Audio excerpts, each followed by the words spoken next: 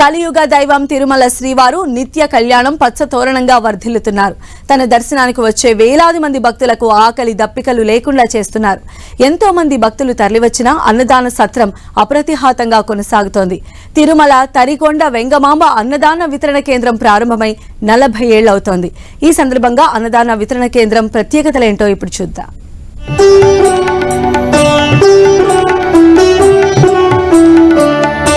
అఖిలాండ కోటి బ్రహ్మాండ నాయకుడు తిరుమల శ్రీవారి దర్శనం కోసం నిత్యం వేలాది మంది భక్తులు తరలివస్తుంటారు. దేశంలో ఎన్నో ప్రముఖ దేవాలయాలు ఉన్నా తిరుమల క్షేత్రానికి ప్రత్యేక స్థానం ఉంది. స్వామివారి దర్శనానికి వచ్చే భక్తుల ఆకలిని తీరుస్తుంది స్వామివారి నిత్య అన్నప్రసాద వితరణ కేంద్రం.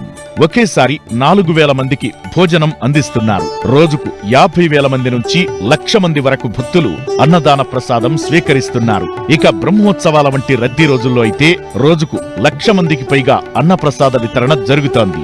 నిత్యం వేలాది మంది భక్తుల ఆకలి తీర్చే తిరుమల అన్నదాన సత్రం 40వ వసంతంలోకి అడుగుపెట్టింది.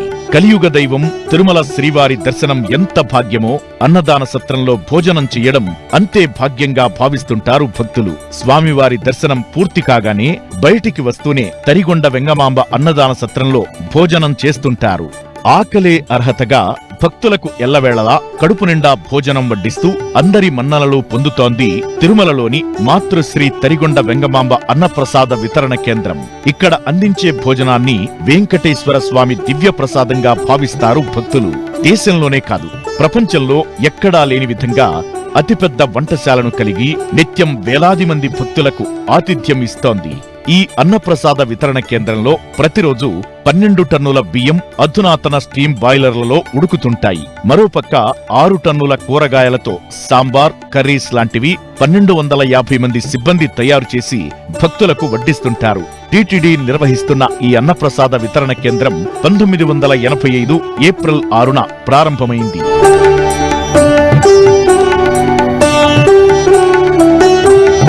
ఆ రోజుల్లో ఎల్వి రామయ్య అనే భక్తుడు నిత్యాన్నదానం కోసం 5 లక్షల రూపాయలు విరాళాన్ని ఇచ్చారు. అప్పటి నుంచి ఇప్పటి వరకు నిత్యం దాతలు సమర్పించిన మొత్తం విరాళాలు 1700 కోట్ల రూపాయలకు చేరాయి.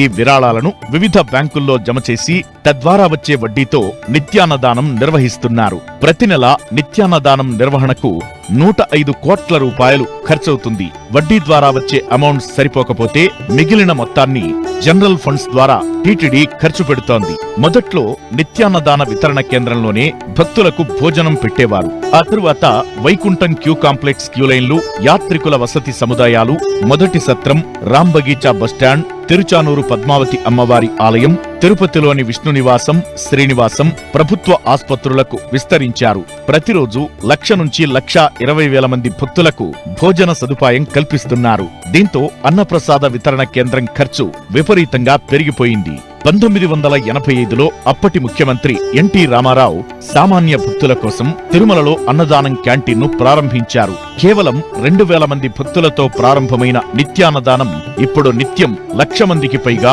భోజన సౌకర్యం కల్పిస్తోంది. పాత అన్నదాన సత్రం నుంచి నూతనంగా నిర్మించిన శ్రీ తరిగొండ వెంగమాంబ సముదాయంలోకి మార్చినప్పటి నుంచి అన్నప్రసాద వితరణ కేంద్రంగా పేరు మార్చారు.